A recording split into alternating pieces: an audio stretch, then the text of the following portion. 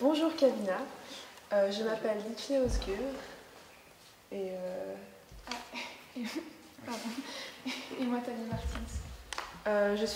on est en troisième année du collège à Émilie-Gour et on te remercie d'avoir accepté de répondre à nos questions. C'est un plaisir.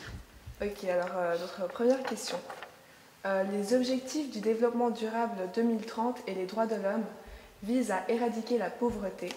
Mais n'est-ce pas là une utopie de la part du Conseil des droits de l'homme de vouloir cela dans notre société si socialement polarisée où d'un côté, la majeure partie des personnes touchées par la pauvreté sont illettrées et ignorent leurs propres droits, et tandis que de l'autre côté, plus de 80% des richesses produites chaque année dans le monde appartiennent à seulement 1% de la population mondiale. Alors, en fait, l'éradication de la pauvreté, ce n'est pas quelque chose que le Conseil des droits de l'homme voulait, que seulement le Conseil des droits de l'homme voulait. En fait, ce qui se passe, c'est qu'il y a tous les États qui font partie des Nations Unies qui sont venus ensemble et qui ont décidé qu'une des choses qu'on devrait faire très rapidement, c'est d'éradiquer la pauvreté dans le monde. Donc, c'est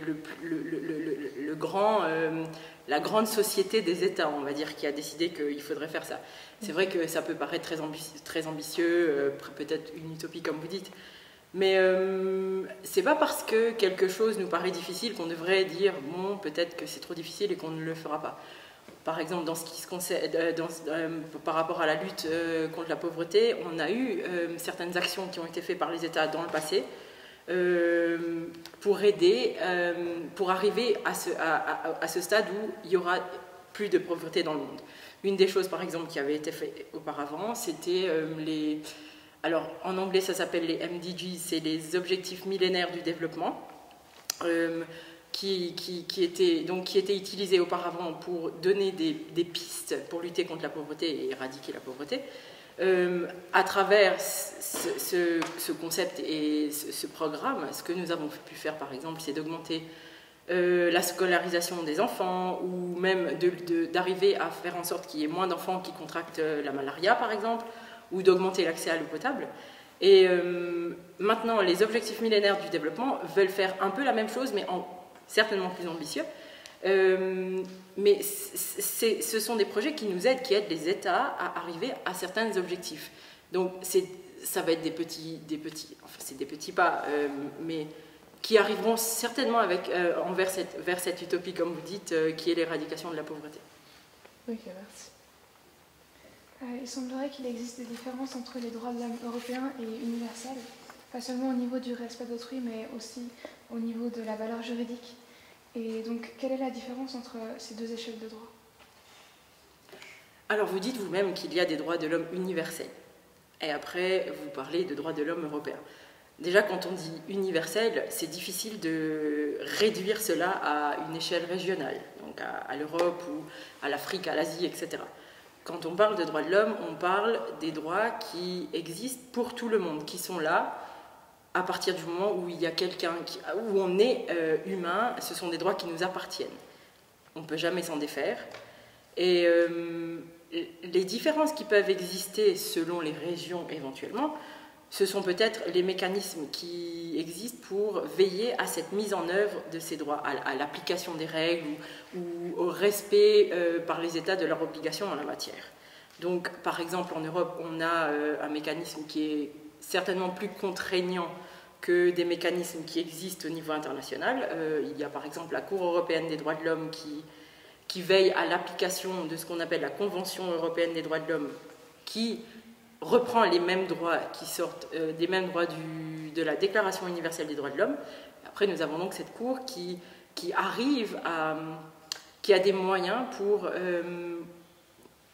pour aider les États à appliquer le droit en fait de façon plus contraignante. C'est moins le cas dans peut-être d'autres régions ou au niveau international, c'est sûr. Mais les droits sont les mêmes partout. Le HCDH affirme élaborer des normes, superviser puis agir sur le terrain.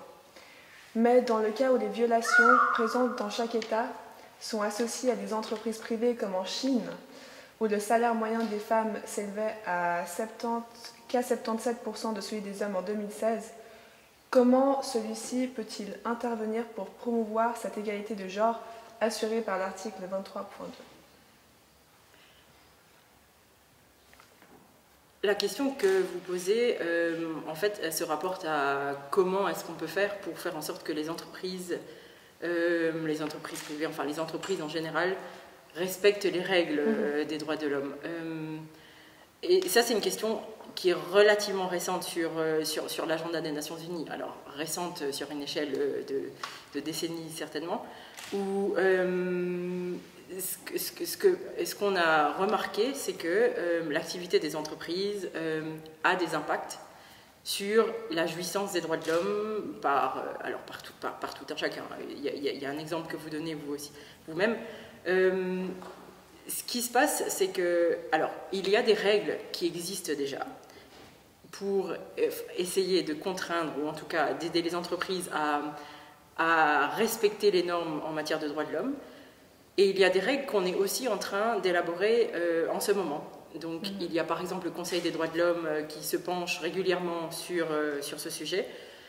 Et une des possibilités qui existerait, par exemple, comme les entreprises agissent dans un cadre national, donc au sein d'un pays, c'est de porter plainte, par exemple, auprès des autorités nationales sur les manquements de ces entreprises. Maintenant, il est tout à fait possible que les autorités nationales ne prêtent pas suffisamment attention sur les plaintes qui sont portées sur ces activités. L'autre possibilité qui existerait serait de transmettre ces plaintes aux Nations Unies. Par exemple, on a ce que nous appelons des organes de traité ou des procédures spéciales qui travaillent sur ce genre de thème, qui pourraient aussi accorder une attention pour ensuite aider l'État à faire en sorte que les entreprises aussi respectent ces droits.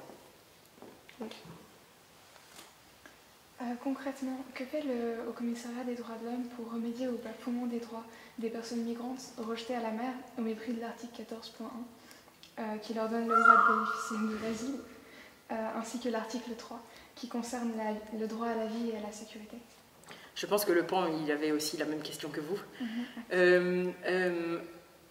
Alors, le Haut Commissariat aux droits de l'homme, donc le HCDH comme vous dites, n'est pas alors, on ne pense pas au commissariat en premier lieu quand on réfléchit à ce qui se passe, par exemple, en Méditerranée, sur la situation des migrants. Les premières organisations qui répondent à ce qui se passe, on a l'Organisation mondiale de la migration, internationale de la migration, excusez-moi. On a aussi le Haut Commissariat aux réfugiés qui sont là, qui sont présents sur le terrain, pour essayer de prêter main forte à chaque fois que c'est nécessaire, en fait.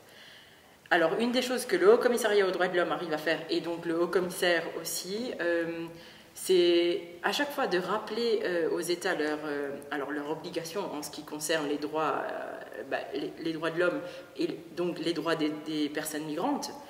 Et à chaque fois, quand il y a des discussions pour essayer de trouver des solutions, pour remédier à ce qui se passe en ce qui concerne les mouvements des personnes, surtout en Méditerranée, c'est de faire en sorte que toutes les discussions qui ont lieu au niveau international se focalisent aussi, adoptent aussi une approche de respect des droits de l'homme. Ça, on n'y pense pas toujours quand on parle de migration, mais c'est essentiel. Par exemple,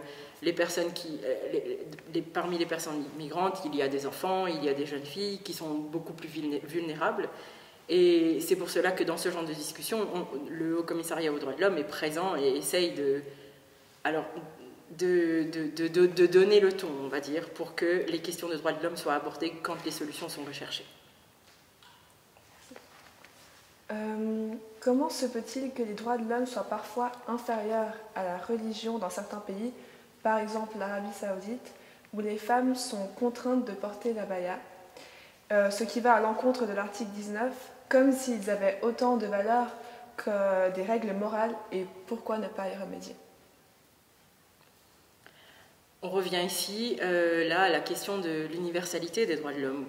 On en a parlé juste avant, on a dit que les droits de l'homme sont universels, et tout le monde, peu importe où on est né, que ce soit à Genève ou à Port-Louis ou à Santiago ou Rio de Janeiro par exemple, on a les mêmes droits.